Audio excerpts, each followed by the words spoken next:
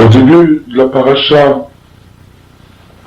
Raye Sarah, nous assistons à la scène où Avraham Avinu, voulant enterrer Sarah, cherche un endroit pour l'enterrer, et il trouve la Marat Marpella, la caverne de Marpella, et c'est là où il décide d'enterrer Sarah.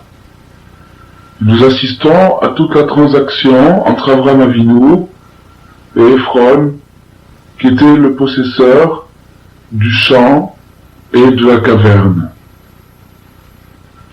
Et cette transaction entre Avraham Avinu, qui insista fermement pour payer le prix de la grotte et le prix du champ, une somme fabuleuse, 400 shekels.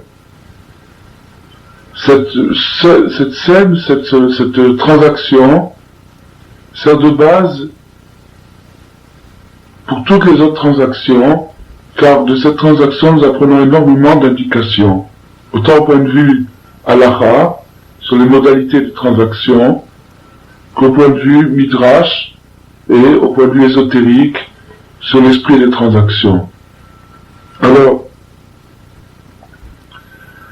nous allons poser une question, et puis ensuite nous étudierons un cours qui répondra à cette question. Alors, cette question est basée sur un midrash qui se rapporte sur cette paracha, sur cette sidra, et qui nous dit que, sans aucun doute, le paradis se trouve sur terre. Et qu'au moment où Adam et Ève, où Ève quitta ce monde, Adam vint et l'enterra. Et à l'endroit où il enterra Ève, il sentit l'odeur du paradis. Il voulut creuser plus profondément. Une voix céleste sortit, lui disant « Ça suffit, ne creuse pas plus loin. » Donc il ne creusa pas plus loin, et c'est là-bas que Adam lui-même fut enterré par la suite. Et qui s'occupa d'enterrer Adam, c'est son fils Chet, qui lui ressemblait exactement, qui avait le même visage que lui. Rabbi Rechumai dit que c'était plutôt Hachem, Akadosh Baruch Hu, qui s'est occupé de la création de l'homme, et qui s'est occupé aussi de son enterrement, et que nul ne sut où le premier homme était enterré, jusqu'à ce que vint Abraham, et qu'il acheta le champ au prix fort. Et lorsqu'il acheta le champ au prix fort, à son tour, nous dit le Midrash, je continue donc la lecture du Midrash, à son tour, il sentit le parfum du paradis et entendit la voix des anges de service lui annoncer que le premier homme était enterré ici. Alors, on va s'arrêter ici la lecture du Midrash, car ce Midrash, qui s'appelle Midrash Tziogi, qui est un Midrash basé sur la Kabbalah, continue en profondeur l'étude de cette séquence. Et nous allons donc poser une question. Comment se fait-il que Abraham insista si fortement pour payer le champ, alors que Ephron voulait lui en faire cadeau? Et cette question est soulignée par ce que nous dit le Midrash. Le Midrash nous dit que c'est seulement au moment où il a payé le prix fort qu'il a commencé à sentir l'odeur du paradis.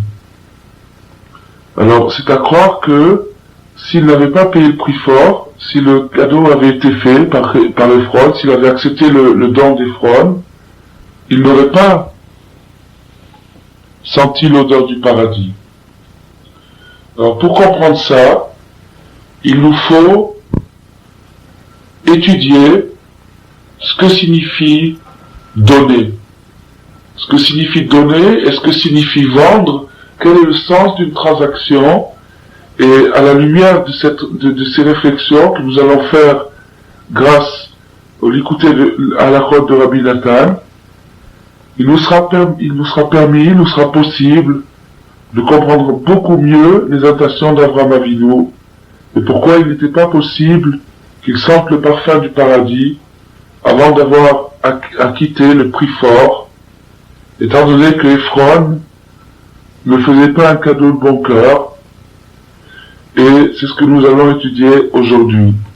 Alors ce cours, le cours qui va suivre, a été donné Motzai Shabbat pour Melavé Malka, pour le repas de Melavé Malka à Genève. On va étudier ce soir un sujet, une explication de Rabbi Nathan qui explique Rabbi Nathan, il a pris tout l'ensemble des lois juives, tout le Shulchan Aruch, et il les a expliquées. La Torah, elle est composée d'un corps et d'une âme. Le corps de la Torah, c'est la loi, les réglementations, et l'âme de la Torah, c'est l'esprit, le sens des choses. Rabbi Nathan, il a pris le corps et l'âme de la Torah, il les a mis ensemble. Généralement, dans l'esprit des gens, c'est assez séparé. C'est-à-dire que les gens, ils envisagent bien le côté légal de la Torah, ou bien la réflexion sur la pensée de la Torah, mais rarement, ils arrivent à mettre les deux vraiment ensemble. Des fois, ils sont parallèles ou à côté, mais vraiment ensemble, c'est-à-dire que le corps et l'esprit de la Torah ne fassent qu'un, c'est assez rare à trouver. Et on va ici rencontrer un exemple, une démonstration de ce travail qu'a fait Rabbi Nathan, qui a duré 50 ans, d'essayer d'expliquer au peuple juif le sens profond de la Torah, à la portée de tout le monde. Et bien sûr, le sens profond de la Torah, il a été donné aux initiés, aux kabbalistes, mais ça c'est réservé à une élite, c'est pas pour tout le monde. Il faut déjà avoir gradué des connaissances, avoir accumulé des connaissances, alors que là, Rabbi Nathan, comme on va le voir, Ezrat Hashem, il parle un langage qui s'adresse vraiment à tout le monde. Et donc ce soir, ce qu'on va étudier, c'est une partie du Shulchan Aruch qui traite des matanot. Matanot, ça veut dire des dons, de donner quelque chose.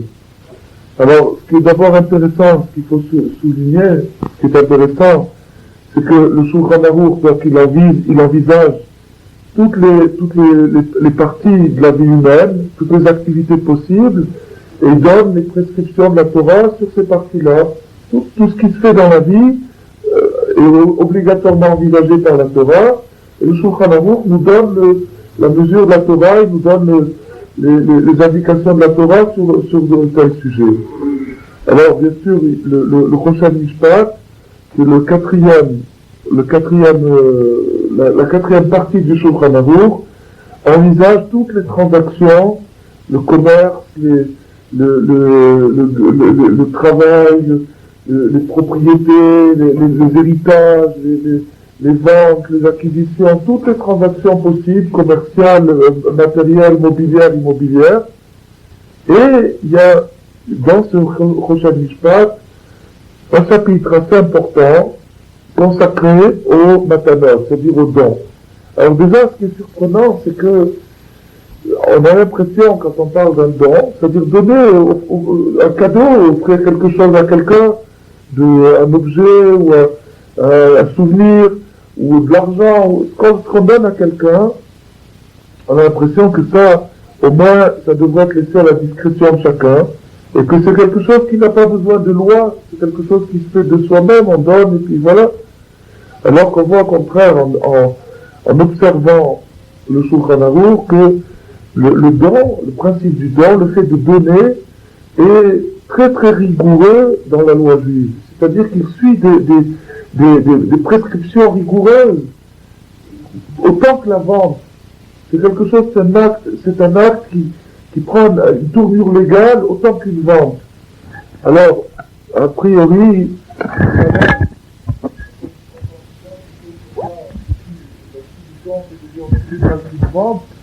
ça perd un peu son charme.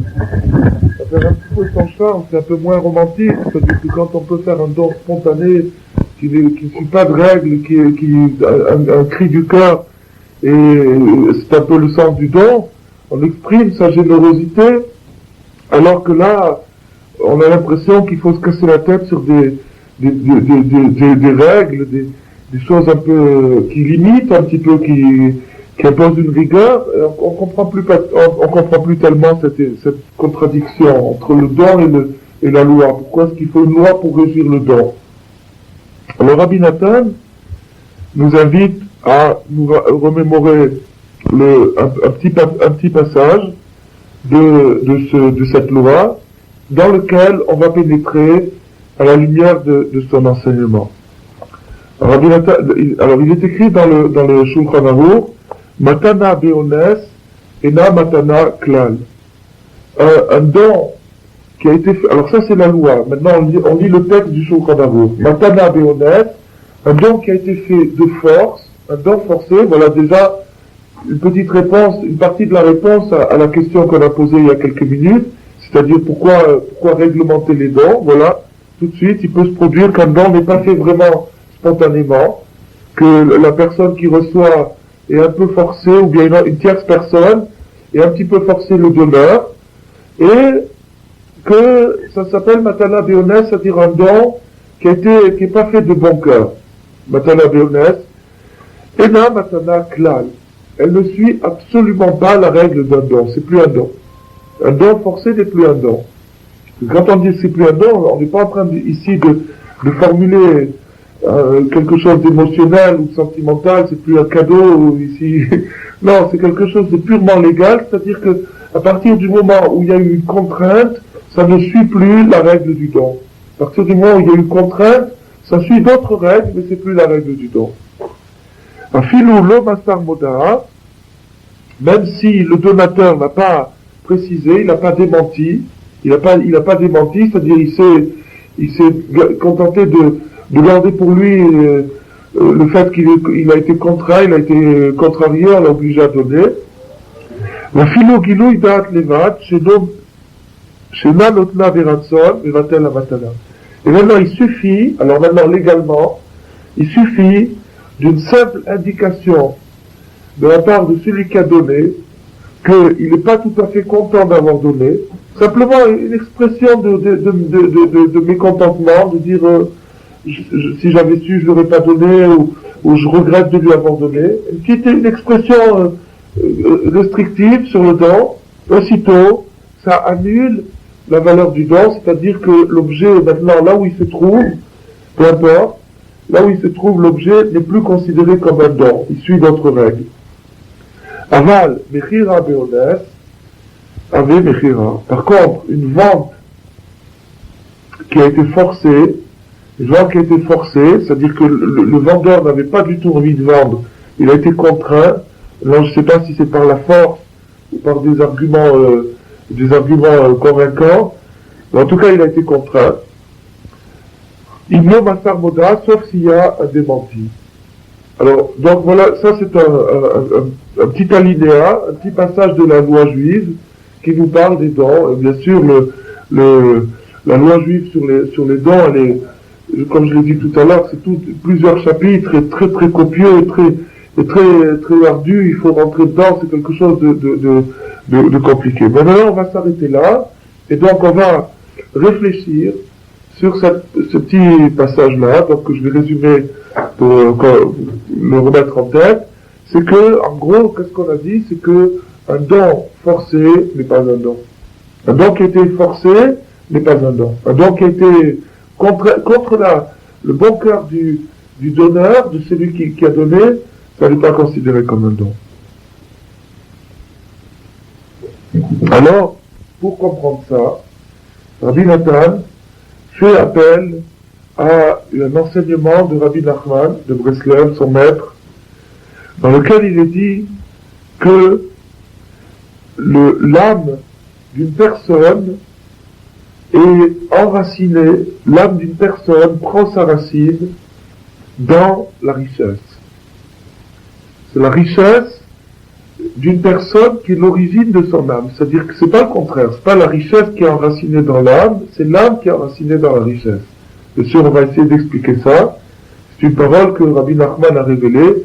Rabbi Nachman, c'était quelqu'un qui a vu très très très très haut, beaucoup plus haut qu'on peut s'imaginer, et qui a fait une inspection, qui a analysé les choses qui se passent au-dessus de nous, et encore au-dessus, jusqu'à ce qu'il est arrivé à voir que l'âme humaine est enracinée dans la richesse. Donc il y a un principe qui s'appelle la richesse, et qui est d'ailleurs totalement inexplicable.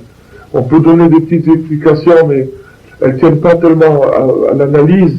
Si on dit parce que ceci ou parce que cela, c'est vraiment superficiel. La richesse, c'est quelque chose qu'on possède ou qu'on possède pas, ou bien qu'on possède partiellement ou dans un degré. En tout cas, tout le monde a quelque chose. Et ce qu'il a, ce que la personne possède, c'est ça sa richesse. Et cette richesse-là, elle est quelque chose qui correspond à une énergie que Dieu veut donner à cette personne-là. Dieu veut donner à cette personne-là un certain pouvoir. Il faut qu'il ait un certain pouvoir dans ce monde. Et donc, le degré de pouvoir qui va être accordé à telle ou telle personne, selon des critères qui appartiennent au Créateur, qui connaît l'âme de la personne depuis très très très très longtemps, selon ces critères-là, il décide que dans ce passage sur Terre, cette personne a besoin d'un budget de temps. Donc, ce budget représente le pouvoir de la personne, son pouvoir d'achat, mais aussi son pouvoir social, son pouvoir politique, son pouvoir sur beaucoup de plans. Et, oui. Là, vous parlez d'une richesse matérielle. Totalement matérielle. Puisque cette richesse matérielle étant un pouvoir, elle amène automatiquement des choses spirituelles. Quand on dit choses spirituelles, c'est pas forcément positif, ça peut être négatif aussi. Mais en tout cas, elle amène de toute façon à une transformation de la personne. La personne est transformée par son avoir, par ce qu'elle possède. Transformée dans un sens ou dans l'autre. Donc, cette richesse-là, matérielle, qui est X, chacun selon sa fortune, c'est la racine de l'âme de la personne. C'est-à-dire que l'âme d'une personne, son âme c'est son esprit, c'est le principe de vie qui est en lui, s'alimente à quelque chose de plus haut qui est la richesse qu'on a définie maintenant comme étant le pouvoir qui est accordé à une personne. Le pouvoir qui est accordé à une personne dans ce monde. Pour des critères, encore une fois, qui ne nous appartient pas de juger, parce que nous, on juge d'une manière fractionnée. On juge la vie d'une personne sur sa naissance et sa mort dans le meilleur des cas. Et dans le pire des cas, sur le moment où on rencontre cette personne, ou si c'est soi-même, le moment qu'on vit. En réalité, déjà, il faudrait connaître toute la vie de la personne. Et puis, il y a une vie antérieure qu'il faudrait aussi connaître pour pouvoir juger la personne. Donc, maintenant, la roue de la richesse, la roue de la fortune qui tourne aussi avec la roue des âmes. C'est-à-dire que les âmes qui sont envoyées dans ce monde, et qui sont dans le corps de chacun possède une âme, ces âmes-là ont des expériences antérieures. Aucun de nous n'est venu pour la première fois dans ce monde. On s'en rappelle pas, mais ça n'est pas contradictoire. En tout cas, certains s'en rappellent, ceux qui font une recherche sur eux-mêmes assez profonde arrivent à des réminiscences. En attendant, selon les expériences d'une personne et selon le besoin d'une personne, selon ce que cette personne a à faire dans ce monde et dans cette vie-là, dans ces circonstances précises, selon ce cas, la personne va être dotée d'un budget qui est accordé par le ciel pour éprouver la personne et pour l'accompagner dans son passage sur terre. Et ce budget-là, c'est son pouvoir d'existence. C'est ce qui lui permettra de manger, de s'alimenter, donc de poursuivre sa vie. C'est ce qui lui permettra d'agir dans la société, de construire ou de ne pas construire selon la personne. Et donc, c'est ce qui s'appelle être la racine de l'âme.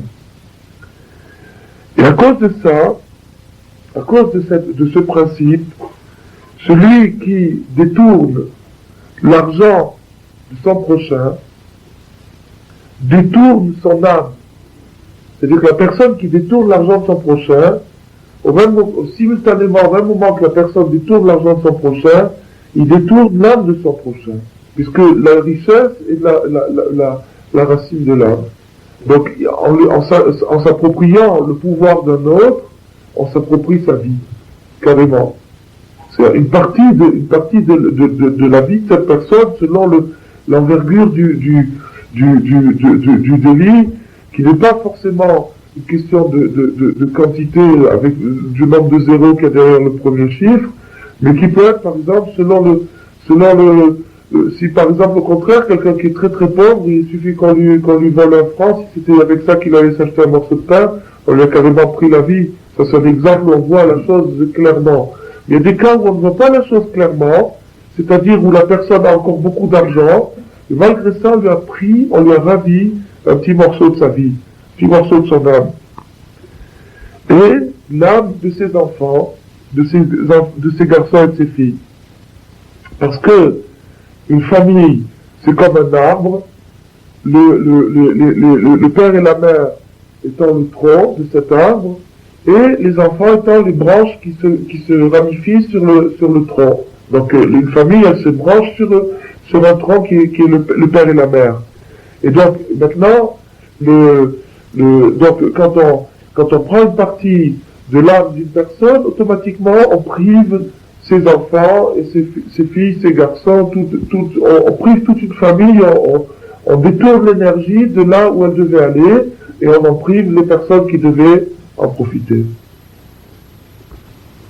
Alors, à partir de ça, à partir de ce principe, qui est un principe de très haute Kabbalah, c'est-à-dire Rabbi Nachman est allé chercher ça très très très haut, et il en a fait toute une étude qui est écrite dans le Likutei Moharan, au chapitre 69, où là-bas il explique vraiment à fond la chose. Ici, Rabbi Nathan n'a fait qu'en donner un résumé très bref. Et avec ce résumé, Rabbi Nathan va lier les deux choses, c'est-à-dire le principe du don, dont on a parlé tout à l'heure, qu'un don forcé n'est pas un don, et le principe d'après lequel la fortune, la richesse d'une personne, c'est ça sa vie. C'est ça son âme, c'est ça la source de son âme. Maintenant, Rabbi Nathan va prendre ces deux choses-là et nous faire voir comment nous apprendre à comprendre ce que c'est qu'un don vraiment. Alors, maintenant Rabbi Nathan dit, d'après ce principe qu'on vient d'étudier, d'après le principe selon lequel la fortune, la richesse, c'est la racine de l'âme d'une personne, il devrait être formellement interdit par la Torah de donner quoi que ce soit à qui que ce soit. Il devrait être interdit de donner, puisque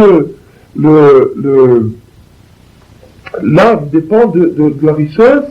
Donc, étant donné que chacun a un devoir de protection sur soi-même, une responsabilité vis-à-vis de soi-même, il n'a pas le droit de disposer de soi-même à sa guise, il faut qu'il se protège, qu'il se développe, qu'il accomplisse quelque chose. Il ne peut pas renoncer à sa mission. Alors, autrement dit, il est responsable d'un budget qui lui a été confié. Et d'après ce qu'on vient d'étudier, étant donné que ce budget n'est pas seulement un budget financier, matériel, mais aussi que parallèlement au budget matériel, il y a une force intérieure qui est véhiculée par l'argent matériel, et donc, automatiquement, l'économie de cette force-là est une responsabilité de la personne.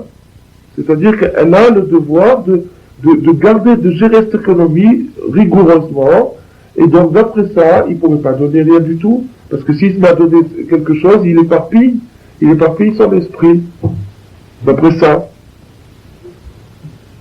Et comment peut-on imaginer, d'après ce principe, que quelqu'un ait l'idée d'éparpiller son esprit, c'est-à-dire de s'effriter, de commencer à se dilapider à droite à gauche et finalement de s'éteindre comme ça. Alors, Rabbi Nathan nous donne l'explication. Donc, un petit résumé rapide encore une fois. On a dit que la richesse, que un don forcé n'est pas un don. Ensuite, on a dit que la richesse est la racine de l'esprit, la source de l'esprit. Et on a dit après que, d'après cela, on a posé une question, comment est-il possible d'imaginer qu'on puisse donner quelque chose à quelqu'un? Comment on puisse imaginer cette chose-là? Comment on peut dire, je vais donner quelque chose, c'est-à-dire donner, c'est-à-dire se prendre à soi-même. Alors comment on peut s'imaginer? Alors Rabbi Nathan nous dit qu'en vérité, l'essentiel, la valeur de l'argent, c'est-à-dire la valeur qu'on peut accorder à l'argent, la valeur, tout à l'heure, vous avez posé la question, est-ce que on parlait de l'argent au sens propre, au sens figuré? Je dis qu'on en parlait au sens le plus concret possible, mais tout en sous-entendant, et maintenant je le dis ouvertement, qu'il n'y a rien de concret qui n'a pas aussi son âme, qui n'a pas aussi quelque chose qui ne recouvre pas quelque chose de spirituel. Il n'y a rien qui soit seulement matériel. Ça n'existe pas. La matière a une énergie, il n'y a pas de matière sans énergie. Tout est en mouvement, et cette énergie est partout. Donc l'argent qui représente quelque chose de très important dans la vie de l'homme, recouvre automatiquement quelque chose de très important spirituellement. Et là on a vu que c'était plus qu'important, puisque c'était la racine même de l'âme. Maintenant, venons-en à discuter de la valeur de la richesse. Qu'est-ce que ça veut dire? En quoi est-ce que c'est un avantage d'être riche? En quoi est-ce que c'est intéressant d'être riche au point de vue objectif? Maintenant, on ne parle pas au point de vue de la sensation, au point de vue de l'émotion, au point de vue de l'intérêt, de l'égoïsme. On ne parle pas de ça. On parle au point de vue objectif, au point de vue dans le bonheur idéal de l'homme, sur toute la ligne. Comment est-ce qu'un homme soit gagnant sur toute la ligne? Qu'il soit gagnant sur toute la ligne, en quoi est-ce que la richesse devient une valeur pour que l'homme soit gagnant sur toute la ligne? Alors, il dit Rabbi Nathan, il explique, dans la mesure où la richesse permet à l'homme de développer sa personnalité. Dans la mesure où la richesse permet à un homme de développer sa personnalité, alors dans cette mesure, elle devient une valeur. Elle devient une valeur. C'est-à-dire que maintenant, si la richesse est donnée à quelqu'un qui développe sa personnalité avec, alors elle est un élément, un facteur profitable dans sa vie. On peut être heureux qu'il soit riche. Et si au contraire, la richesse détourne une personne du développement de sa personnalité, par exemple, si la richesse le distrait, l'accapare et l'amène au loin de son développement idéal, à ce moment-là, la richesse n'est non seulement pas une valeur, mais c'est un grand obstacle dans la vie de l'homme, et à la limite c'est un malheur, puisque ça l'a détourné de son but essentiel. Alors vraiment, le but essentiel de chacun, ça c'est quelque chose, c'est tout à fait une autre histoire, un autre chapitre, mais brièvement on peut dire que chacun, comme on a dit tout à l'heure, chacun est venu ici, chacun a un sens, on n'est pas là pour rien, on n'est pas né pour rien, on a été mis ici pour accomplir quelque chose, on a un but bien précis dans la vie, et ce but précis, à nous de l'accomplir. Maintenant on l'ignore, mais il y a des aiguillages et des repères, il y a des signaux qui nous y dirigent automatiquement. C'est-à-dire qu'il suffit de suivre les panneaux indicateurs. On ne sait pas exactement où on va. On ne sait pas où on va. En vérité, il est écrit dans la Gemara qu'avant la naissance d'un enfant, il lui est dit qu'est-ce qu'il va venir faire sur terre. Comme un parachutiste, avant de le parachuter, on lui dit quelle mission il a à faire. On ne le parachute pas sans lui dire qu'est-ce qu'il va faire. On lui dit qu'est-ce qu'il va faire. Donc quand le bébé est dans le ventre de sa mère, on lui apprend en long, en large et en travers qu'est-ce qu'il va faire sur cette terre. C'est comme ça, l'âme existe déjà, et l'âme d'un enfant est aussi grande que l'âme d'un adulte, seulement elle n'est pas développée. Et l'âme du fœtus est aussi grande que l'âme du vieillard, Seulement qu'elle n'est pas développée, elle ne s'exprime pas, c'est tout. Mais la puissance spirituelle, qui s'appelle l'âme, est aussi grande chez un enfant que chez un adulte, il n'y a pas de différence. Chez l'adulte, dans le cas échéant, c'est-à-dire si l'adulte le développe, alors l'âme est plus développée. Mais chez le fœtus, l'âme est vivante, et le fœtus est vraiment vivant, et il est attaché à des degrés spirituels très élevés, et on lui enseigne, on lui dit qu'est-ce qu'il va venir faire sur terre. On lui charge de sa mission. Et puis dès qu'il arrive dans ce monde est tellement pollué, tellement matérialisé, qu'il y a un oubli qui se produit. La Gemara nous dit ça sous la forme suivante, qu'un ange frappe sur la lèvre supérieure de l'homme et qu'il oublie. Naturellement, quand la Gemara nous dit ça, ça recouvre tout un principe, tout un processus. En attendant, chacun de nous a su un jour qu'est-ce qu'il devait faire sur terre. Et il l'a oublié. Et la manière de s'en rappeler, c'est de suivre les indications. Il y a des indications qui nous sont données. En suivant ces indications, automatiquement, petit à petit, on se dirige vers le but qu'on doit atteindre. Ça prend toute une vie, mais c'est pas grave, on n'a rien d'autre à faire. Il n'y a rien de plus intéressant que ça. Donc, ça c'est le sens général de la vie. Alors maintenant, toute chose, comme on l'a étudié tout à l'heure, c'est Bashkishit, que quand Hachem a dit à Abraham, Lech Lecha, il a dit, va pour toi. Lecha, ça veut dire en hébreu, Lech Lecha, va pour toi. Et Lecha, ça veut dire pour toi, pour toi. Va pour toi, ça veut dire quoi? Ça veut dire que Dieu lui a donné le mot d'ordre. Marche pour toi. C'est-à-dire, toute la vie est une marche vers toi-même, pour te trouver. Lech Lecha, va à ta rencontre, va te chercher. Ça, c'est tout le sens de la vie de l'homme. Alors maintenant, toute chose qui peut me donner un indice, aussi petit soit-il, sur un pas de plus que je peux faire vers ce but inconnu, cette chose-là est extrêmement appréciable. Et si au contraire une chose me distrait, m'écarte, me dévie de ce but, alors elle est regrettable. Donc la richesse, qui est une puissance sur terre, devient extrêmement favorable à la personne qui sait où elle va. Parce qu'elle va employer cette force pour se rapprocher. Dans la mesure elle emploiera. Donc, Rabbi Nathan nous dit que la richesse est une valeur pour une personne qui sait l'employer, c'est-à-dire qui sait s'en servir pour trouver sa destination. C'est-à-dire pour développer son esprit et développer sa personnalité dans le sens idéal. Et c'est pour ça, nous dit Rabbi Nathan, que lorsqu'une personne possède de l'argent, alors là maintenant on dégringole, on retourne dans le degré le plus prosaïque, le degré le plus quotidien. Quand quelqu'un dans la plus grande simplicité possède de l'argent, il devient magnétique.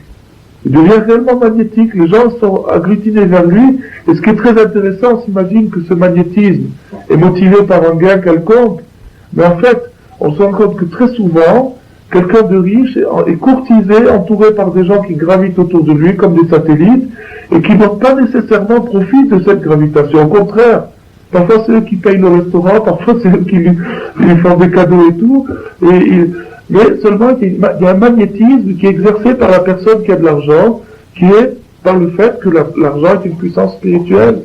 L'argent est une puissance spirituelle.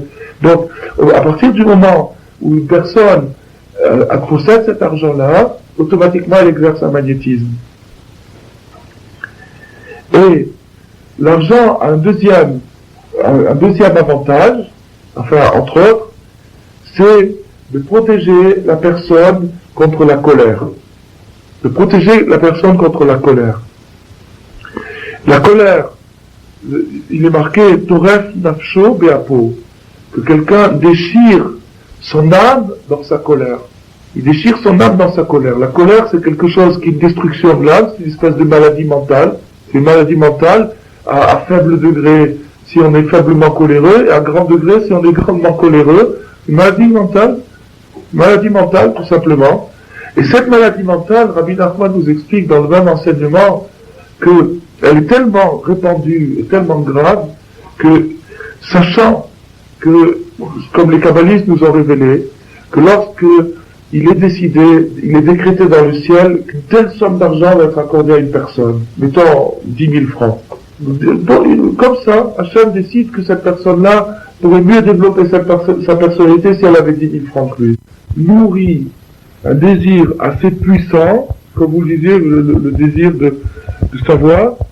À ce moment-là, ce désir branche la personne sur quelque chose qui s'appelle l'Ev Haelion, c'est-à-dire le cœur céleste. Il y a un cœur dans le ciel, il y a beaucoup de choses dans le ciel, il y a aussi un cœur entre autres choses, et ce cœur contient une sagesse extraordinaire. Et la personne qui le désire, et qui est privée de sources d'enseignement, par le fait de désirer apprendre, malgré qu'elle n'a pas les moyens d'apprendre, et que le fait de ne pas avoir les moyens d'apprendre pourrait lui servir d'excuse, pourrait se dire, bon, mais je sais pas lire, je sais pas, j'ai pas les moyens, alors donc je vais renoncer. Et la personne ne renonce pas, elle ne renonce pas à vouloir, elle continue à vouloir, alors par ce fait-là, elle se branche sur l'Ev Haelion, sur le cœur suprême, et reçoit de ce l'Ev Haelion tous les enseignements les plus secrets de la Torah. Et ça, c'est le cas d'Avraham Avinu. Mais pas seulement d'Avraham Avinu, de toutes les personnes au monde qui ont désiré s'approcher de Dieu à partir d'un point où elles n'avaient pas d'enseignement possible. C'est-à-dire chacun de nous, dans sa mesure,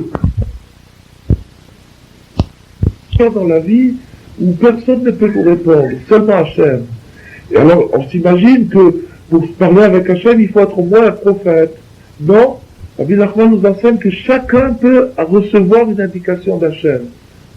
Chacun peut se brancher en direct avec Hachem et recevoir une instruction d'Hachem, comme Avraham Avinu l'a fait, simplement en le voulant.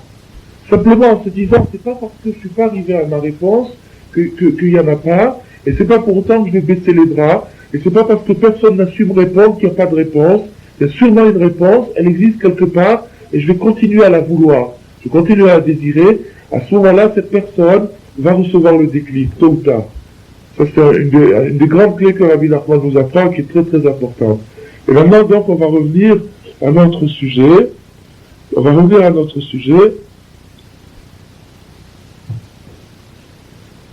Donc, alors, Rabbi Nathan ramène ici une parole de Rabbi Nachman, où Rabbi Nachman dit en toutes lettres, chez Ikar Ma'alat Netinat Tzaka, chez les disait Konelo Reim Veoavim.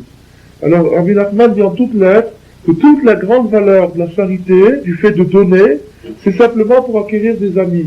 Alors donc on renforce, on donne encore un grand coup de marteau, et on renforce énormément la question qu'on a dit, c'est-à-dire, alors c'est tout ça, toute la tzedaka, toute le respect, toute la grandeur d'âme, c'est un égoïsme, un calcul pour s'acquérir des amis.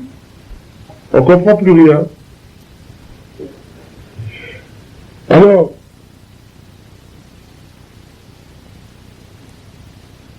maintenant, un petit trait que Rabbi Nathan qui fait cette construction, qui est une construction très très importante, parce que les gens Hachem, espérant qu'on va réussir à faire de sortir le point central de cette étude, Rabbi Nathan dit que l'amitié développe l'esprit.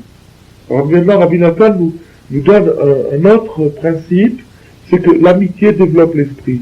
Par opposition à la solitude ou à la haine, ou au mauvais rapport, au mauvais sentiment, qui au contraire rétrécissent l'esprit.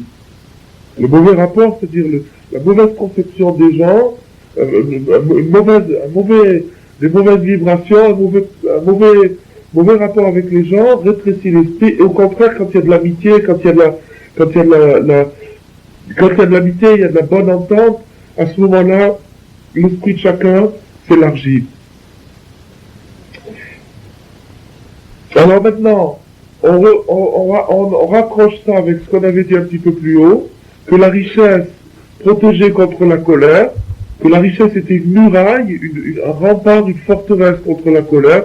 Encore une fois, je l'ai dit, je le répète encore, dans le cas où je n'avais pas assez insisté, c'est que quand on parle de richesse, on ne parle pas de nombre de zéros, on parle de ce que l'homme possède. C'est ce qu'on appelle la richesse.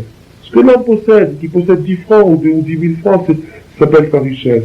On parle de richesse, on parle pas on parle de ce qu'il a, de l'argent qu'il possède, l'argent, la possession financière qu'il a, quelle qu'elle soit, à partir de 1 franc jusqu'à pas de limite. Pourquoi? Parce que cette richesse, ce qu'il possède, est un moyen d'acquérir l'amitié, donc de propager des bons sentiments, et grâce à ces bons sentiments, d'éloigner, de chasser la colère. Alors maintenant, on va dire, mais alors si quelqu'un n'a pas d'argent, comment il fait? Alors il est obligé d'être en colère avec tout le monde. Il y a une histoire extraordinaire qui s'est produite à l'époque de Rabbi Nachman. Il y avait quelqu'un, un chassid, qui était chassid d'un autre tzaddik, que Rabbi Nachman. Et ce chassid avait donné une somme considérable, fabuleuse à son rabbi. Il avait donné une somme fabuleuse, une fortune. Et avec cette fortune, bon, le rabbi a fait ce qu'il devait en faire, il a donné de l'argent à des orphelins, il a déjà su comment l'employer.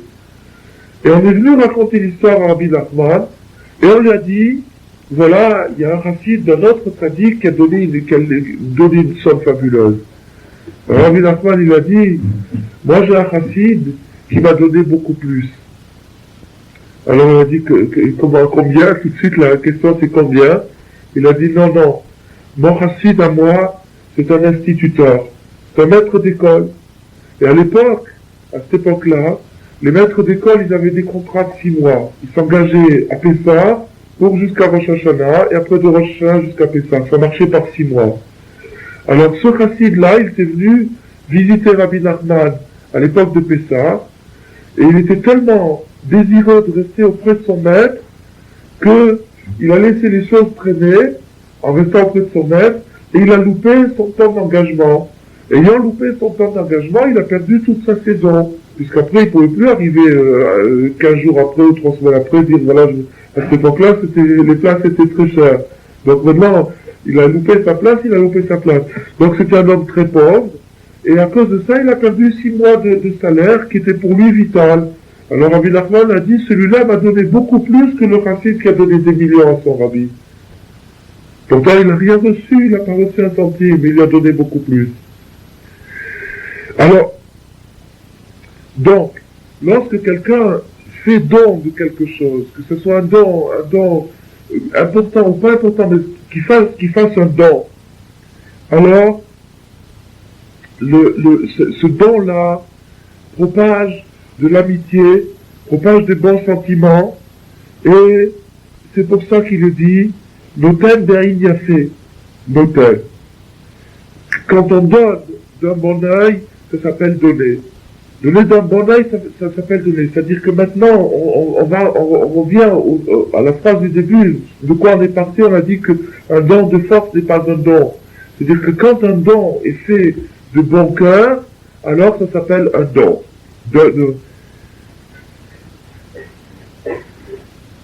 Alors pourquoi? Parce que si le don n'était pas fait d'un bon œil, alors automatiquement, ça serait plus du tout, ça rentrerait pas dans la catégorie d'un don. Pourquoi? Parce que ça n'aurait pas atteint son but. Le but du don était justement d'acquérir de l'amitié, de créer de l'amitié, de créer un climat de bons sentiments. Et si on n'est pas arrivé à ce but, alors c'est perdu, c'est comme s'il n'y avait pas de don. Et non seulement ça, mais en plus de ça, la personne a creusé en lui un vide. Il a creusé un vide pour rien du tout. Quelqu'un qui a donné de mauvais cœur, il a creusé un vide chez lui pour rien du tout. Et l'autre n'a rien reçu. L'autre, il a un bout de terre, ou un bout de fer, ou un bout de je sais pas quoi, mais il n'y a pas eu un circuit qui s'est créé, une lumière qui s'est allumée. Rien. Alors que s'il donne de bon cœur, alors non seulement il manque pas, mais il a créé quelque chose qui est peut-être plus important que ce qu'il a donné. Alors, donc maintenant, la réparation, c'est-à-dire le moyen d'amener la notion du don à son degré idéal, c'est l'amitié. L'amitié et le bon cœur. C'est-à-dire que c'est par l'amitié et le bon cœur qu'on peut amener le fait de donner à son point idéal, à son point culminant. C'est l'amitié et le bon cœur. C'est ça la clé de tout ce qu'on est en train d'étudier. Alors, la Torah nous dit ça en toutes lettres, un verset qui dit Velo ira levavcha betitra lo, glal hadavar hazeh yevarechecha. Alors encore une fois, on revient, c'est comme un refrain, on revient, alors la Torah nous dit en toutes lettres, voilà ce que nous dit la Torah, dans le Chumash il est écrit Velo ira levavcha betitra lo, et tu ne devras pas avoir de mauvais sentiments ou des arrière-pensées quand tu donneras à ton prochain, c'est-à-dire au pauvre, par exemple, qui bigla la davarazé yevarechecha, parce que grâce à cette chose-là, c'est comme ça que tu seras béni. C'est comme ça que tu seras béni. Tu seras béni parce que tu auras donné. Alors on revient encore au même point tout à l'heure, c'est-à-dire que la Torah nous donne, pour ainsi dire, une carotte, elle nous donne un but, quelque chose pour nous amener à donner, c'est la bénédiction. C'est-à-dire que je donne pour arriver à recevoir. Je donne pour arriver à recevoir.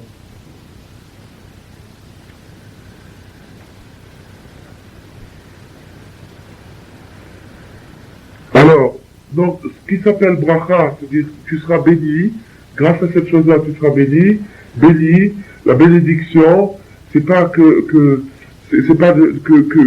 grâce à ça, grâce au fait qu'il a donné de la tzaka, son revenu va doubler ou va tripler. La bénédiction, c'est que son esprit se développe, sa personnalité se développe vraiment, c'est-à-dire qu'il arrive à trouver sa route, qu'il arrive à trouver sa voie et qu'il arrive à faire ce qu'il doit faire.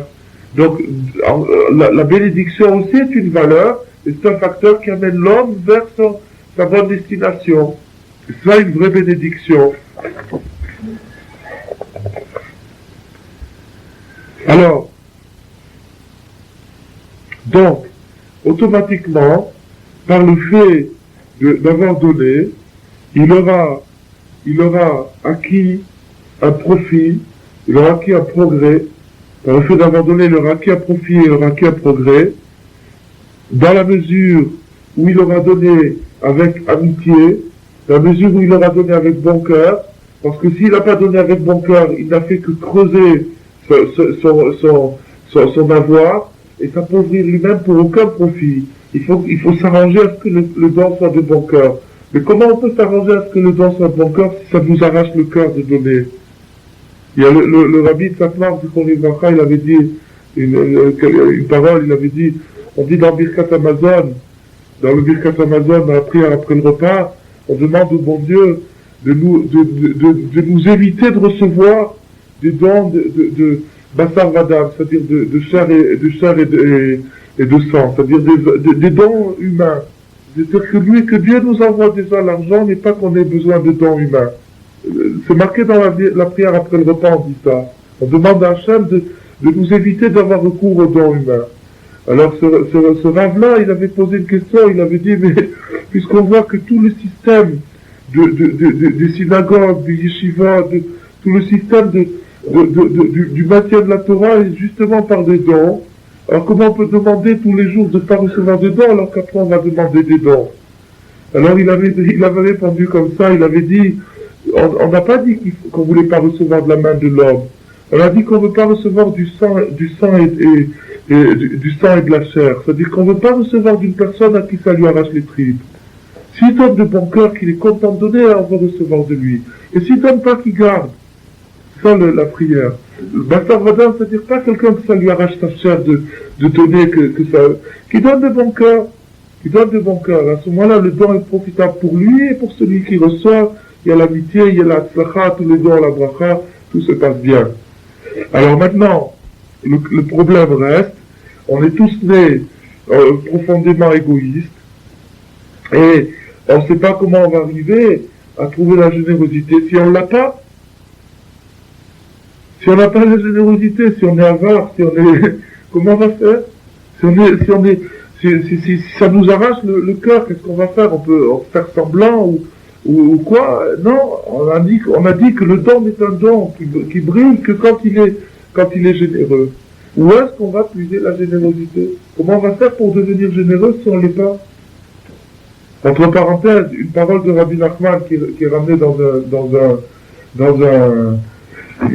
un autre endroit, et qui va sembler un peu contradictoire à ce qu'on dit, mais qui va au contraire épicer, agrémenter ce qu'on dit, Rabbi Nachman nous dit justement que la tzedaka, le don n'a de don que si on s'arrache le cœur.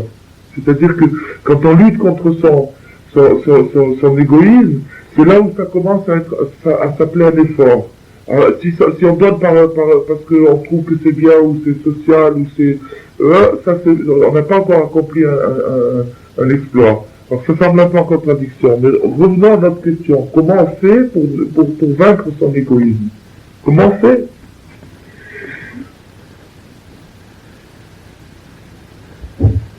Alors, Rabbi Nathan conclut la fin de ce premier chapitre en disant que si, Chas Shalom, que Dieu nous préserve, un don était fait à contre-cœur, il était fait à contre-cœur, c'est-à-dire que la personne donne de mauvais cœur, alors à ce moment-là, Chas Shalom, on a dit tout à l'heure que un don forcé n'est pas un don, on n'a pas dit ce qu'il était, mais on a dit que c'était pas un don, et maintenant on va dire le mot qu'est-ce qu'il est, c'est un vol. Ça s'appelle un vol, tout simplement. Gezela, c'est un vol. Et Gezela, attention, il y a deux sortes de vols. Il y a Gedeva, qui est le vol par ruse, c'est-à-dire que le voleur s'introduit par ruse chez le volé. Et Gezela, c'est le vol par violence. C'est-à-dire qu'il lui arrache son portefeuille, il prend un pistolet, ou il lui fait peur, et un don forcé rentre dans la catégorie de Gezela. C'est-à-dire que c'est un vol par violence. C'est une violence qui est faite sur la propriété de la personne. Si la personne n'a pas donné avec amitié et de bon cœur, alors, qu'est-ce qui s'est passé? Pourquoi ça s'appelle un vol? Parce que maintenant la personne se trouve avec un trou, il lui manque quelque chose dans sa tête, dans son cœur, et à ce moment-là, rien n'a été accompli, ni de l'amitié, ni de l'unité, rien du tout de ce que l'argent pouvait amener. Ça n'a pas été accompli, et donc c'est une catastrophe. Alors, on va maintenant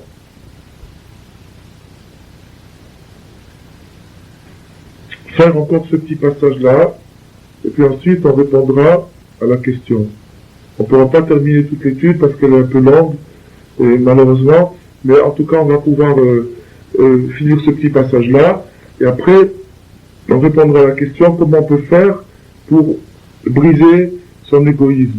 Puisqu'on voit que là, on a été vraiment ballotté par les notions que Rabbi Nathan a ramenées, c'est-à-dire que d'un côté, il faut être généreux, il faut donner encore avec amour, avec amitié, etc. Puis d'un autre côté, toute cette générosité elle est tournée vers l'égoïsme. Alors comment on peut il y a quelque chose qui ne va pas là, il y a quelque chose qu'il faut éclaircir. Alors, avant d'arriver à répondre à cette question, on va encore faire un petit chapitre, puis après on répondra à cette question. Alors, Rabbi Nathan continue. Rappelez-vous qu'au début on a dit que un don forcé n'est pas un don, mais que par contre, une vente forcée est oui une vente. Une vente forcée est oui une vente. Alors qu'un don forcé n'est pas un don. On parle maintenant d'après la loi juive. Bon. Alors, Rabbi Nathan nous dit, mais une vente qui est dans le sens contraire, automatiquement, parce que par le fait de vendre un objet, il n'y a aucun progrès pour une personne, le fait de vendre n'est pas un progrès du tout. Le fait de vendre, c'est-à-dire qu'il n'y a pas eu un progrès spirituel par le fait de se débarrasser d'un objet, il n'y a pas de progrès là-dedans. Parce que l'esprit de la personne ne va pas s'agrandir par le fait qu'il a vendu, alors qu'on a vu que l'esprit de la personne pouvait s'enrichir par le fait qu'il a donné. Par le fait qu'il a donné, il peut beaucoup s'enrichir. Il s'enrichit de quoi? Il a gagné un ami, il a gagné quelque chose il a élargi son amitié, il a élargi son esprit autour de lui. Alors en vendant, il n'y a pas ça se produit pas. Seulement par le don, comme on le voit, on voit que quand quelqu'un a donné, par exemple, on dit en français la joie d'offrir. Il y a vraiment une joie d'offrir. Quand on a donné, on est souvent d'ailleurs un cadeau, très souvent on choisit en fonction de ses goûts personnels. C'est rare qu'on tienne compte vraiment du goût de celui qui reçoit. Et on voit ça. Alors donc maintenant, quand il se produit une vente, donc puisque l'objet que la personne a vendu fait aussi partie de ses possessions, et donc fait aussi partie de sa puissance spirituelle, Donc maintenant qu'il a vendu cet objet-là, il s'est donc départi d'un petit peu de sa puissance, comme s'il avait donné, comme on l'avait dit tout à l'heure. Alors, il faut pour ça une compensation, et cette compensation, c'est l'argent. L'argent qu'il reçoit pour la vente, dans la transaction, c'est la compensation du vide qui se crée par le fait qu'il a donné. Et donc, encore une fois, on renforce la thèse de l'égoïsme, c'est-à-dire que tout tourne autour de cette économie très serrée que le Talmud et le Shulchan Aruch essayent de tracer autour de nous et de nous faire prendre conscience qu'il n'y a pas à gaspiller de force, il ne faut pas gaspiller d'énergie. L'énergie est quelque chose de très très précieux, et il ne faut pas la gaspiller. Et que quand le don, dans quel cas le don est envisagé, dans le cas où je vais encore gagner de l'énergie. Mais si c'est pour perdre, on ne peut pas se permettre de perdre. On n'a pas le droit d'être perdant. Il faut être gagnant. Alors, maintenant il faut savoir ce que ça veut dire gagnant. C'est ce qu'on est en train d'étudier. Alors, dans le fait d'avoir vendu, bien que momentanément j'ai fait sortir un bien de ma possession et donc je me suis appauvri, mais par le fait que je reçois en échange une somme d'argent, alors cette somme d'argent vient faire compensation. Et c'est pour ça, les Chachamim, les sages ont dit dans le Talmud, Mocher be'aïn ra'a mocher. Si quelqu'un vend d'un mauvais œil, ça s'appelle une vente. Il n'a qu'à vendre. Il n'a qu'à vendre parce que de toute façon, il va toucher en compensation de l'argent, et peu importe s'il a vendu d'un mauvais œil. Il n'a pas, par sa vente, à créer une amitié. Il n'est pas nécessaire d'avoir un rapport amical ou qu'il y ait une amitié qui se crée par cette vente-là. Il peut être ami du client, mais c'est pas par la vente qu'il doit acquérir l'amitié du client. Par la vente, il doit acquérir de l'argent. Et avec cet argent, il compense le vide qu'il a créé chez lui. Parce que la vente n'a pas été conçue pour acquérir l'amitié des gens, ni pour progresser spirituellement, seulement par nécessité. La vente est une nécessité. Il faut qu'il y ait un commerce, il faut qu'il y ait une circulation des valeurs. Dans un autre passage de l'Ikouté Moharan, Rabbi Nachman nous explique quelque chose d'extraordinaire. Il nous explique le circuit des ventes. Il est déterminé par quoi? Il est déterminé par le fait que les objets, comme l'argent, comme on l'a dit tout à l'heure, les objets véhiculent une charge de puissance. Une charge, on voit quelqu'un qui a quelque chose de beau, il reçoit quelque chose de beau, ça le fortifie. Pourquoi on fait des cadeaux à un malade? Pourquoi on fait des cadeaux à quelqu'un qui a besoin? Parce que ça le fortifie, un objet amène une fortification. Et un meuble, un vêtement, toutes ces choses-là portent quelque chose de spirituel en eux. Alors maintenant, Rabbi Nachman explique que un objet, pendant la période où il séjourne chez une personne, entretient un rapport secret avec cette personne. C'est-à-dire que le fait de posséder un objet, il y a un rapport secret entre l'homme qui possède l'objet et l'objet. Et lorsque ce rapport se termine, pour des raisons, encore une fois, qui sont décidées par la Providence, alors, la personne a l'idée de vendre l'objet. Elle n'aime plus l'objet, il n'y a plus ce lien est terminé, et il se sépare de l'objet. Pourquoi? Parce qu'il a besoin d'argent. Il préfère avoir de l'argent en contrepartie. Mais ce qui a fait le déclic, qui se décide sur cet objet plutôt qu'un autre, quand il a le choix par exemple, c'est que le lien entre les deux, entre l'homme et l'objet, s'est interrompu, et maintenant il n'y a plus de raison de leur rapport. Et cet objet va aller chez un autre homme qui va le trouver merveilleux, sinon il ne l'achèterait pas. Il l'achète maintenant parce qu'il le trouve extraordinaire. Pourquoi il le trouve extraordinaire? Parce qu'il y a un appel. Il y a de nouveau un rapport qui est avec ce nouveau bonhomme et ce nouvel objet. Et cette relation va durer le temps qu'elle durera. Et il se peut, dit Rabbi Nachman, que le premier objet retourne chez le premier bonhomme. C'est-à-dire que l'objet qui a circulé chez un, chez deux, chez trois, et puis à la fin il retourne chez le premier possesseur, parce que au moment où il était la première fois chez le bonhomme, il n'y avait pas la maturité nécessaire entre les deux pour pouvoir profiter l'un de l'autre. C'est ça, Rabbi Nachman, c'est quelque chose de merveilleux. ceux qui sont dans le commerce peuvent réfléchir là-dessus, ils ont tout le temps et toute l'expérience à le faire, et ils se rendent compte, ceux qui sont dans le commerce, qu'il y a des fois des choses très très très bizarres qui se passent dans les transactions. Des choses qui échappent aux lois de l'intérêt.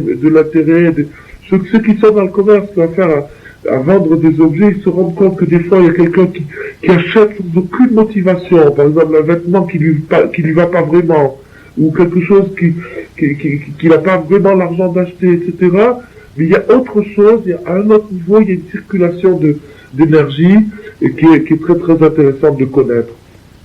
Alors, donc on nous apprend que la vente n'est pas faite par plaisir, elle est faite par nécessité, par honnête nécessité, et à ce moment-là, les Rachamim m'ont dit, Mocher Atsev, que le vendeur peut être triste. C'est-à-dire qu'il n'y a pas une nécessité à ce moment-là, comme dans le don, qui est une amitié, qui est une chaleur, qui est un lien qui se produit. Alors, donc, même si on a forcé quelqu'un à vendre, alors si on a forcé à quelqu'un à vendre, c'est-à-dire que forcer, ça veut dire quoi? Ça veut dire qu'il n'a mis non seulement aucun sentiment positif dans cette action, mais au contraire, c'était totalement réticent et négatif, et il n'avait pas envie du tout. Alors, le Shulchan Aruch considère cette vente comme valable. Elle est valide. C'est une vente. C'est tout, l'objet appartient à l'autre, et il n'y a pas on peut pas revenir dessus. À moins qu'il y ait une nouvelle vente. En attendant, la vente est vendue. Parce qu'on n'a pas besoin de ce sentiment-là pour cette transaction. Et que le vendeur n'a pas fait de dégâts sur lui-même, et qu'il a récupéré par l'argent qu'il a encaissé, il a récupéré le manque qui s'était produit en lâchant l'objet. Alors,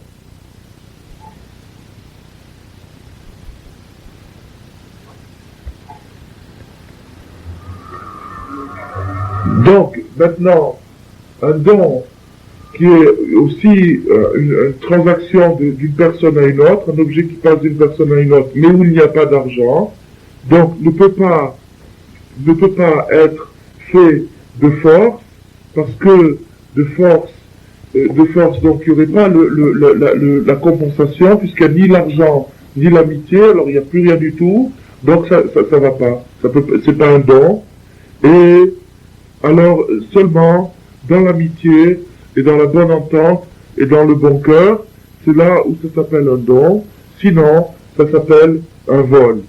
Alors,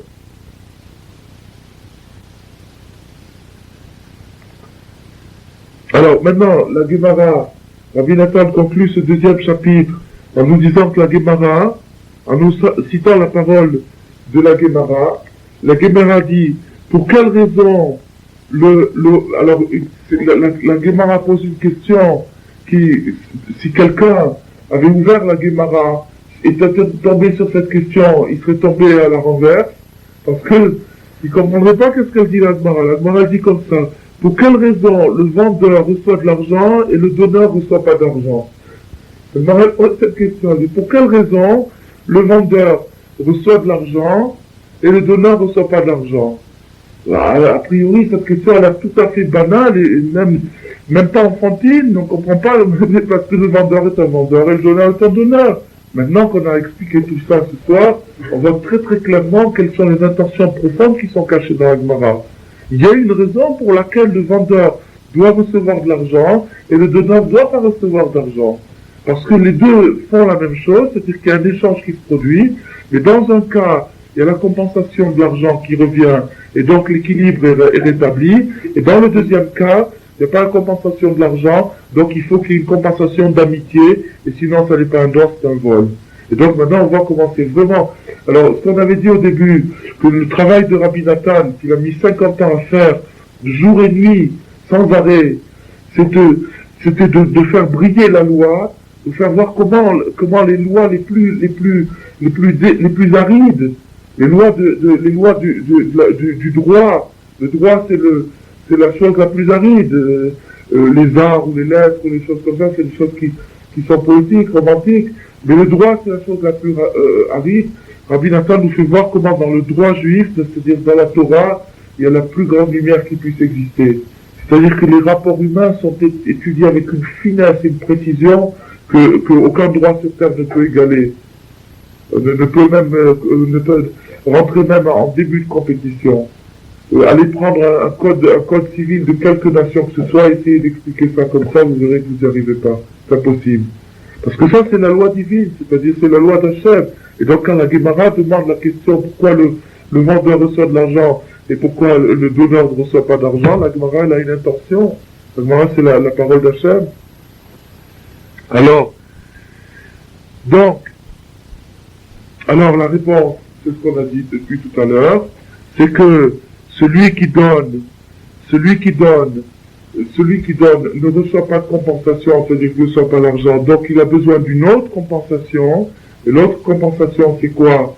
C'est l'amitié, c'est-à-dire le fait d'avoir progressé, le fait de s'être étendu, c'est ça. Alors, grâce à cette amitié, alors à cause de ça, si jamais il y a un démenti, c'est-à-dire que la personne qui a donné dit non, j'ai pas donné de bon cœur, alors la vente est annulée parce qu'à partir de ce démenti, on a une certitude que l'échange ne s'est pas produit et donc il y a eu vol. Il y a eu vol, c'est-à-dire que la personne qui a donné n'a pas vraiment donné et qu'il y a eu vol. Alors, on va terminer ici dans le Likutei Halachot. Malheureusement, on n'a pas terminé toute l'étude, mais ça prendra encore au moins 1 heure, alors c'est beaucoup trop tard pour continuer. Mais je vais donc répondre, Bezrat Hashem, à la question qu'on a posée, c'est que comment on peut concevoir la générosité sous une forme aussi égoïste. C'est-à-dire que tout le fait de donner, c'est pour acquérir l'amitié, et que la raison pour laquelle Hachem nous a demandé de donner de la tzedaka, c'est dans l'espoir d'être béni, etc. Comment on peut concevoir ça? Alors il y avait un grand rave qui s'appelait le Chazon Ish. Et le Chazon Ish, il a dit que le plus grand bienfait qu'on puisse fournir au peuple juif, c'est-à-dire le plus grand cadeau qu'on puisse offrir au peuple juif, c'est d'offrir un grand homme, de fabriquer un grand homme. C'est le plus grand cadeau qu'on puisse, c'est plus que tout ce qui peut exister. Fabriquer un grand homme, fabriquer quelqu'un de grand, c'est-à-dire quelqu'un qui a de la maturité, quelqu'un qui a une connaissance, quelqu'un qui comprenne la vie, qui puisse la faire comprendre. Ça, c'est le plus grand cadeau qu'on puisse faire au peuple juif. Et alors donc maintenant, on voit, d'après ça, que la meilleure façon de briser l'égoïsme, c'est d'être profondément égoïste. C'est-à-dire, comme ça. C'est-à-dire que maintenant, ce qui s'appelle Ani, c'est-à-dire je, ce qui s'appelle je, c'est-à-dire ce qu'on dit Ani, c'est-à-dire je, moi, c'est-à-dire l'ego. En français, ego, c'est je, c'est moi. Rabbi Nachman nous apprend ce qui s'appelle Ani, c'est la Neshama, c'est l'âme humaine. L'âme, c'est ce qui s'appelle moi. Ce qui entoure l'âme, c'est pas moi. C'est pas moi. Ce qui s'appelle moi, c'est-à-dire l'ego, c'est l'âme. Et ce qui est autour de l'âme, c'est comme le gant de l'âme, le corps. C'est pas la personne. Quand on dit on a vu la personne, on n'a pas vu son âme, on n'a pas vu la personne. On a vu simplement le vêtement physique. Ce qui s'appelle la vraie personnalité, c'est la neshama, c'est-à-dire l'âme de la personne. Or, l'âme du clan Israël, c'est Hachem lui-même. Donc quand quelqu'un, il aime son âme, il aime Hachem. Et si quelqu'un veut aimer Hachem, il doit s'aimer. Et si quelqu'un s'aime correctement, il aime automatiquement Hachem. Et s'il aime automatiquement Hachem, il aime tout le monde. Et c'est la personne la plus généreuse qui existe.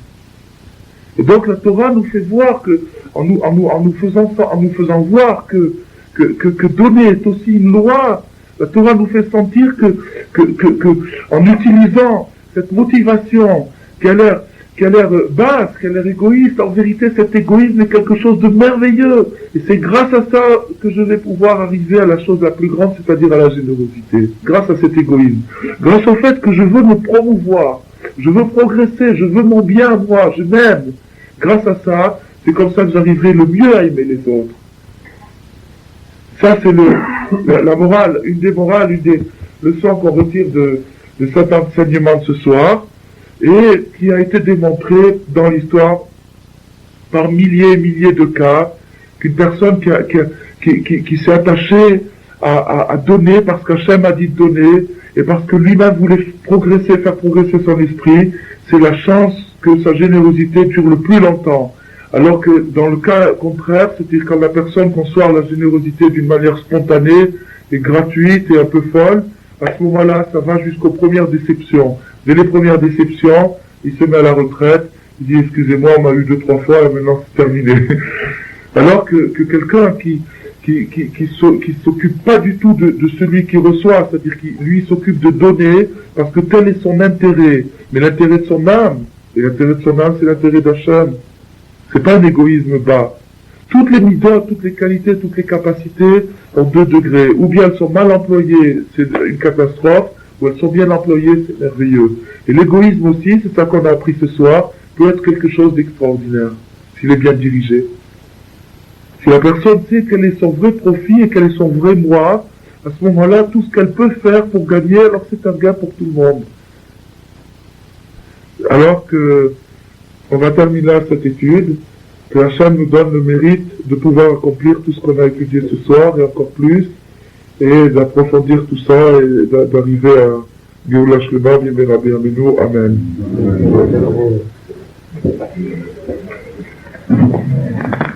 Si quelqu'un veut poser des questions,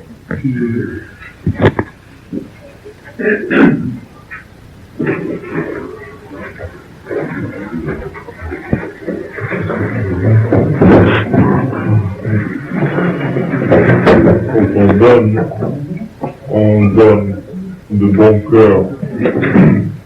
C'est un système de partage. oui, Et le système de partage, c'est le système du Messie. Quand Oui. le Messie viendra, Oui. on partagera, on aura un cœur. absolument. Mais quand on donne, et on donne de bon cœur, on donne pour se protéger contre les mauvaises fréquences, contre le mal. Monsieur, C'est ça le plus important. monsieur, Et plus on donne, plus on reçoit la bénédiction. absolument, absolument, absolument. Donc, la plus grande bénédiction, c'est se protéger contre le mal. Absolument, absolument. Car beaucoup de personnes dégagent de mauvaises fréquences. Et c'est justement ça. Absolument. C'est surtout pour ça qu'on donne. C'est pour ça qu'il a dit que la richesse protège la colère étant les mauvaises vibrations des gens. La colère, c'est des couteaux que les gens lancent comme ça. Et quand on arrive à apaiser ça par la générosité, alors automatiquement, on purifie, on purifie l'atmosphère, carrément on purifie l'atmosphère, et à ce moment-là, il y a de l'amitié, il y a des bonnes choses qui se passent, et c'est ça la bénédiction. La bénédiction, c'est quand il y a un petit peu qui fait beaucoup. C'est ça la bénédiction. Un petit peu qui devient beaucoup.